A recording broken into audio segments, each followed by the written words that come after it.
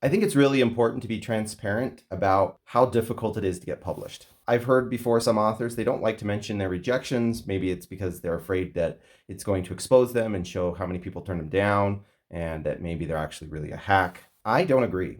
I think that showing how many rejections you got tells people like how difficult it's an eye opener. And it's also an eye opener for how subjective the industry is. So for me, between 6 books that I officially sent out to literary agents, I never sent out my first book. So it was actually my second through my 7th book that I sent out to literary agents, or I had it considered by literary agents.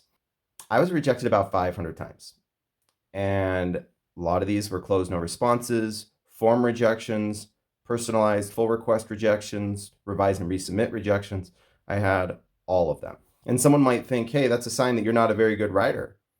For me, it's proof that I got better, and I kept getting better, and I refused to give up, and I kept getting better. I didn't luck my way into this. Just be careful when you're comparing numbers, or if you see other authors share their numbers, that everybody's journey is their own. You can't be like, oh, well, that person had 200 rejections, and I think I'm probably a better writer than them, so I should probably do it 150. That's not how it works. There's a lot of things that are considered in publishing beyond just the quality of your work. It's also, is the work sellable? Is it a marketable idea?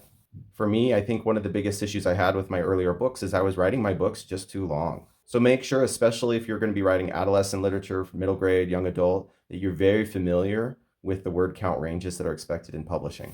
And if you haven't started your journey yet, if you haven't sent out a letter to a literary agent yet, then just know you're going to get rejected. I can promise you that.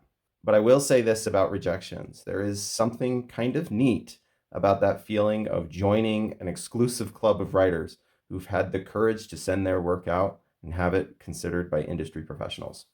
And at the end, when you do finally get a literary agent, it means so much more at the end of your journey. You can look back at the end of your journey and just reflect and just be so excited and proud of yourself.